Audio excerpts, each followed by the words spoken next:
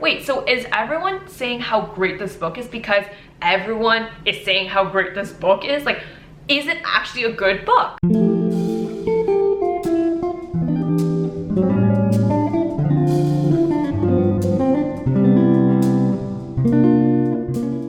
Hi everyone, welcome to my channel. My name is Mina from HelloFries and hope you're doing well. Today I'll be talking about my 2020 reading list. So I'm just wrapping up what I actually read last year and also digging into what's on my reading list for 2021. Before I get started, please hit that subscribe button down below and give this video a like so that other people can find the literature goodies in this video. I do a wide variety of videos. So far, I haven't actually found my niche just yet, but what I can say is I am into fashion, and as you can see, I am trying out my new Aritzia shirt that I bought from this collective haul up here if you're interested to see what else I got. It's gonna be serious dark cottagecore vibes. I occasionally do a haul video. I also have a purse video, as you can see up here as well if you're interested, but I also like to go into more softer subjects like, you know, what I'm reading and what the review of the books are, as well as some career advice. So right now I'm working on a really cool subject that I myself have a lot of questions about at the beginning of my career, which is a career series as to how I got into the industry, how to negotiate. If you're interested in those topics, hit that subscribe button down below so that you can get updated on those notifications when those series do come out. The first book I want to talk about in my 2020 read is Lean In by Sheryl Sandberg, who is currently the COO of Facebook. And this book is actually a very quick and short read. Sandberg has been working in the big tech space from, you know, the early days of Google to going to Facebook and leading the charge there. But what she has noticed throughout her time in those companies is that she's been seeing a lot less women in leadership positions. And this is exactly what her books goes into as to why that may be the case. And why I really enjoyed this book is because it questions the traditional roles that we have for the traditional genders. And by that, I mean is men and women. Ultimately, what Sandberg is as the voice of this book is being a cheerleader for us women who are striving to continue and grow our careers in the corporate lives, to simply bring each other up for the ride instead of pushing each other down. I'm a big advocate for women to be as ambitious as they can. Another point that I really do like about Sheryl Sandberg is saying how when women succeed in their careers, it's because there is a mutual understanding with their partners. If they do have a partner, that domestic chores should be shared. Because I think like as women become like bigger breadwinners in society, why are we also taking care of the housework as well? Like, at least that's my belief is, you know, if we're both doing 50-50, the housework should also be 50-50 so that both sides of the relationship can have a more balanced lifestyle. For this book, I would give it a 9 out of 10 for those who want to feel more empowered as well as need some motivational talks about their career development and how to balance their lives as women. And also it's a good read for men too as to how they can support the feminist movement. I would give this a 9 out of 10. I'm only deducting 1 mark off, mainly because I felt like there were some points in this book that she reiterated multiple times, and I thought that that was getting a little bit repetitive. The second book I want to talk about is Chris Hadfield's book called An Astronaut's Guide to Life on Earth. This is by far one of my all-time high books. I absolutely love this book. And admittedly, I didn't actually read this book in 2020, but I did refer back to it quite a few times. And that's why I recommend it so highly, because it's a great first read, but also a reference many, many times afterwards. What Chris Hadfield does in this book is that he takes the reader through his journey to becoming an astronaut, and not to mention the first Canadian commander for the International Space Station. Each chapter is well organized to describe every step of his life as he becomes an astronaut, and each chapter has a very key takeaway for yourself to implement in your own lives, regardless whether his experience as an astronaut is relevant to you precisely. But the overall theme and the lesson, the life lesson, is very applicable. 10 out of 10 would highly recommend, and I think this is gift worthy. So 10 to 10 is gift worthy. Like, I would definitely give this to someone. Only thing I currently regret in life is that I cheaped out as a broke university student and I did not pay for a ticket to see him when he visited my campus. I regret that moment so much, and I wish that he can, like, you know, do another kind of like assembly hall type deal once this is all over. The next book that I read in 2020, but I do not have a physical copy of it because I borrowed it from the local library, is Miss Peregrine's Home for Peculiar Children. I thought it's been a while since I read fiction, so when I saw this on Amazon Prime or Netflix or something where they made a show out of it, I knew that this was a sign for me to get to it. And because I knew that it was a book, I didn't watch the show. I have a thing where, like, I cannot watch the TV show or the movie until I read the book myself. The premise of this book follows this kid named Jacob, where he was actually taken back in time from modern day 21st century to World War II era, where he meets a peculiar set of children. So think about him meeting the vintage version of X-Men. What was really cool about this story is that this book actually has like some images. Do you know, like, some books have some like image references for you to look at in between the pages, or generally it would be at the halfway mark of the book. And in it, it actually has these like black and white pictures where it actually is what the character described each of those kids would look like. And at first, I thought they just, you know, the publication house made that as part of the novel, so they made those creative assets so they can put it in as reference. But no, like, that's exactly real original photos that the author picked out to be inspirations for the characters in this book.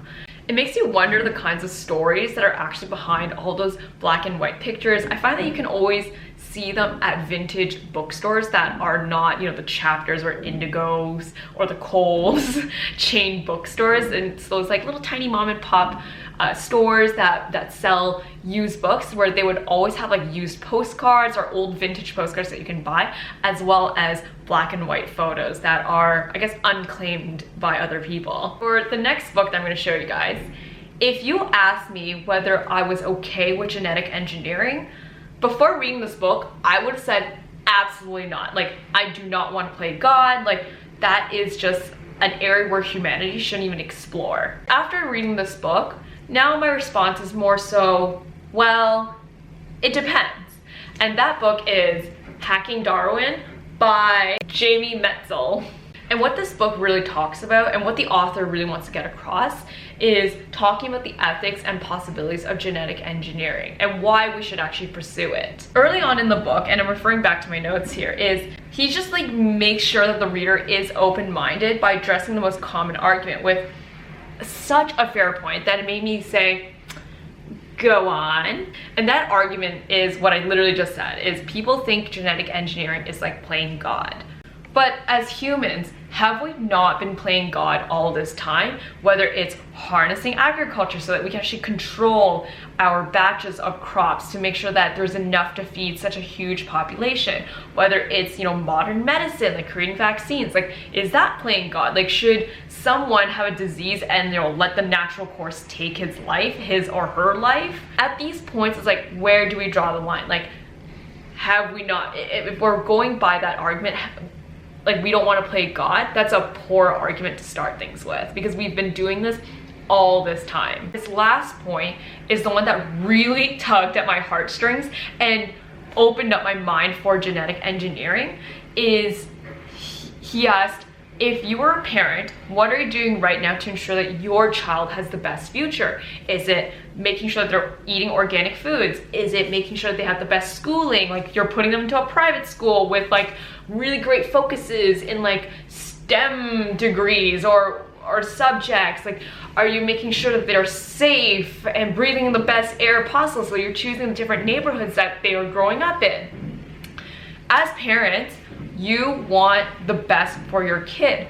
So what if the developments in genetic engineering can help your child not suffer in the future from like a debilitating genetic disease? Like, say that your family is predisposition to have cancer or Alzheimer's. As a parent, if you had that power and the resource, wouldn't you want to make sure that your child has the best longevity in their healthy life to like do away with genetic Alzheimer's? His book at the end of the day explores all of these topics in hopes that instead of just like shutting down the possibility that genetic engineering is bad, is what can we do with it and where can we actually guide this conversation where we can actually benefit from it, but also stay within like ethics and regulation. We should open the conversation as to how we can regulate and benefit from it as the human race progresses. And given that I don't think climate change is stopping anytime soon, and global warming, maybe you do want your kids to be able to survive like 50°C heat.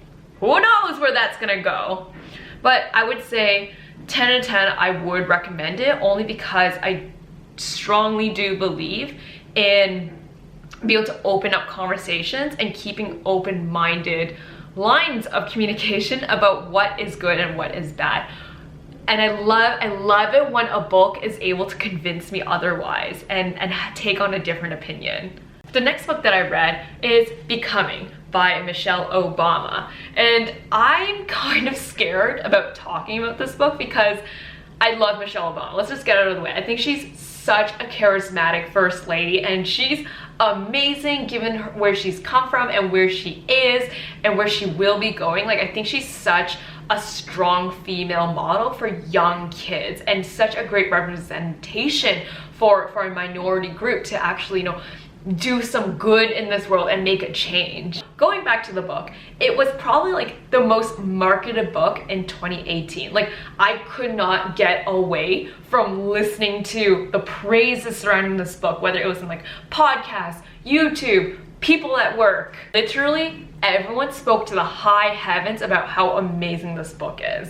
Because people were speaking so much about how great this is, I became an absolute skeptic then. I'm like, wait, so is everyone saying how great this book is because everyone is saying how great this book is? Like, is it actually a good book? I knew I needed to read it so that I can form my own opinion. And my conclusion, it was okay. Before people come after me, I'm not saying that it's bad. I'm just saying it wasn't what I thought it was going to be. I love the intimate details that Michelle Obama shared about her upbringing, her relationship with Barack Obama during its early days, her becoming a lawyer, and her finding her place as the First Lady of the United States, from being like a go-getter lawyer to someone who is now like in a very public eye, because you can see that she's actually a very private person. The transition from being very private to being very public and then seeing a lot of criticism, like, that's a very big transition. I love how she was sharing all those details in this book. At the end of the day, like, yes, I love her speaking to finding her identity in each part of her life. I think why I didn't like the book as much as other people, where I wouldn't give it like a 10 out of 10, is because I approached it with mentality that this would be a book about like a career woman who's trying to succeed in corporate life, just like Lean In with Sheryl Sandberg, and it didn't get any of that. I wish she spoke more about her life being a lawyer pre-First Lady, as well as her, like, I guess, business savviness post pre-lady. Because I felt that in this book, she spoke more about her trying to find herself like an identity in a supportive role during the Obama administration. So that's what I have to say about Becoming, the book by Michelle Obama. Come at me with the comments. The next book that I want to talk about is a book that I really loved reading in 2021, and it's called No Filter by Sarah Freer. Or Fryer. I'm sorry if I butchered that. It talks about the origin story of Instagram and how it got to its like $1 billion purchase by Facebook and the drama behind it. And let me tell you, there was a lot of drama that happened in the apps, as well as the relationship between Kevin Systrom and Mark Zuckerberg. And not to mention all the other tech leaders out there, like Twitter Jack Dorsey, for example. It gave a really great insight as to how all these social media giants like destinies are so turbulent and so intertwined in their relationships. After reading this book, I literally scrolled all the way down for Kevin Systrom's Instagram profile just to see what was the first picture that they uploaded on this famous / infamous app. And comment down below if you know what that picture is. The first picture of Instagram. It's an incredibly short book. It gives you such a great context for Instagram as well as the other social media giants. I probably finished it in 3 days and it pulls you right from the beginning. So 8 out of 10, I would highly recommend. I won't give it like a perfect 10 out of 10 because I don't think it's worth buying. It's not something that I would go back into, and that's how my rankings work. 2019, it was all about minimalism, but have you ever heard about essentialism? But before you make any assumptions that this book is just another decluttering of your material goods book and just like throwing out stuff and just buying less stuff, that is not the premise of this book. In fact, the author actually goes into describing what essentialism is all about. Essentialism is not about how to get more things done. It's about how to get the right things done. And at the end of the day, it's a mindset that we need to apply to every part of our lives. During a time when we think that and we're told that we could have it all and do it all, we always forget, and as I get older, I think that this is true, is that there will always be trade-offs, but we need to also decide whether those trade-offs are worth it or not.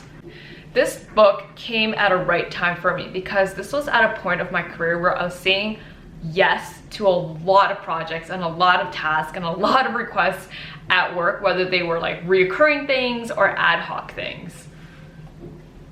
This book came at a right time for me because this was at a point of my career where I was saying yes to a lot of projects and a lot of tasks and a lot of requests at work, whether they were like reoccurring things or ad hoc things, only to have screwed myself over by working incredibly late nights and multiple late nights and not having the time to explore my own hobbies and my own interests. This book taught me that I had the power to say no and not feel guilty about it. I think this book is really great for anyone who's feeling really burnt out, especially during these times when, you know, working from home, you don't actually have like a separation between church and state, or, you know, home between work. It's for anyone who's also feeling like they're in a rut and trying to figure out what's actually important in life. 10 out of 10 will recommend, gift worthy, and it is definitely a book that I actually want to purchase a physical copy so I can highlight and refer back to some quotes or some areas and lessons that are still relevant and maybe I need some inspiration reminder for. All right, digging into my 2020 list of books to read, I'm gonna start with a book that my sister recommended to me, and she lent it to me before the holidays. It's called Evicted, and not gonna lie, I actually started reading this maybe in the last week of 2020, so I'll just round it up to 2021 instead. And what this book is all about is it follows a handful of families who are living below the poverty line and what their housing situation is. And I thought that this is an incredibly relevant book, especially during these times because of, you know, the current lockdowns and the job losses. At least in Toronto, I know that there was a period of time, and it's probably still ongoing, is there's a bunch of like tenants there's a group of tenants, not just a bunch, like there's a large group of tenants who are fighting to withhold their rent, and it's not because, you know, they just don't want to pay it, but it's because they really can't, and at the end of the day, they have nowhere to go. It's truly hard for me to be able to speak to those circumstances because I have never been in those shoes, and knock on wood, I hope myself and anyone in my circle and yourselves never have to ever feel or know what it is to be homeless. Like to lose the roof over your head is absolutely horrible. And okay, before I forget, if anyone knows of a charity that can help pay rent for these people, please let me know. I've been trying to do a lot of research as to like which ones are like reputable charities that can help people keep a roof over their heads. please let me know. I can like help out in those charities via donations. Hope that this book sheds some light as to what it means to live in poverty in a first world country like Canada/America. This one specifically are families in the US, and shed some light as to what the housing crisis is truly like in North America. The second book I'm really excited to get into in 2021 is this one. It says How Will You Measure Your Life by Clayton Christensen. He was actually a speaker on TEDx as well. I thought that this was a great book, and also my sister recommended this to me as well. She and I are just in that same phase of life where we're interested in the same things, and apparently this has really helped her put in context of what life is all about. In fact, this is probably one of the most meaningful presents I've had this Christmas, and she always gives me the best presents. I think that this book came at such a perfect time, mainly because the past couple of months I was not immune to jealousy despite myself being in such a great situation relative to others during these circumstances. Things happened, I was jealous, and I felt really bad for myself, and that was horrible because I was so focused on what I didn't have because there were other people who had more than me that I forgot what I did have and appreciate those things. I should also be focusing how far I've come in my journey and in my own career, in my own personal life. I'm hoping that this book helps me put things back in perspective, pulls my head back down from the clouds and looking at other people and just focusing on myself and being appreciative to what I do have and what actually means to have a rich and meaningful life. The next book I want to talk about is this book because I don't have a physical copy of it with me. I left it at my boyfriend's place, and it's called Name of the Wind. And this is, I promise you, this is like the last book that my sister has recommended to me, but she has really great taste in books. Yes, so Name of the Wind, it is another fiction book, and why I want to add more fiction to 2021 is because when I first read Miss Peregrine's novel, I realized I had such a hard time imagining a fictional world, and that really scared me. The fact that I had such limited creativity all of a sudden in my own head and limited imagination. So I want to add a little bit of fiction in my 2021 list so I can keep nurturing that childlike imagination. I've really been in the pursuit of self-growth in recent years, where I'm just reading a lot of those like self-help books, whether it's for my finance, whether it's for personal development. And you know what? I think it's about time that I start reading for fun instead of just pure learning and development. Apparently, Name of the Wind is one of those like top fantasy fiction books that it was a must read on a lot of people's list, as well as I think they said that it was like an adult version of Harry Potter. So we'll see if that is true. Night Circus by Erin Morgenstern. And I actually have a physical book for this because I'm borrowing it from my housemate. And honestly, I have no idea. I have no idea what this book is all about. Apparently it's a fiction, and I mentioned my previous section, I do want to add more fiction into my list of to reads, and this has been out for a while and is on a lot of people's like already have read list, so I'm actually way behind. I want to actually approach this book without any context or expectations because, as you can see, that kind of ruined my experience with Becoming by Michelle Obama. So I find that a lot of experiences that I've had that were like the best experiences are the ones where I didn't have context as to what's going on, didn't have any expectations, and didn't know what's going on. So I'm just kind of in for the ride, and that's exactly what I'm hoping that Night Circus is gonna give me. Next book that I want to read in 2021, and I probably need to put in a hold soon at the library because it has a very, very long hold waiting line, and that is called Where the Crawdads Sing by Delia Owens. And personally, I love coming of age stories, and this is exactly what this novel goes into. And it has really high reviews on Goodreads, 4.5 stars to be exact. It's the feeling of being neither here or there, where your character is tethering between childhood and adulthood that I love to experience again. trying to figure out who you are in this world, and I just love to experience that while witnessing the character go through that similar transition. And to add a little bit to its I guess credibility about what a great book it is it's on the book club list from the Duchess of Cornwall. So I don't know if that means anything big, but a royal is interested in it. A British royal is interested in it. So the last book that I have on my 2021 list is Station 11 by Emily St. John Mendel. I do not have a physical copy of this book. You'll come to know that I love to borrow books before I even consider buying them.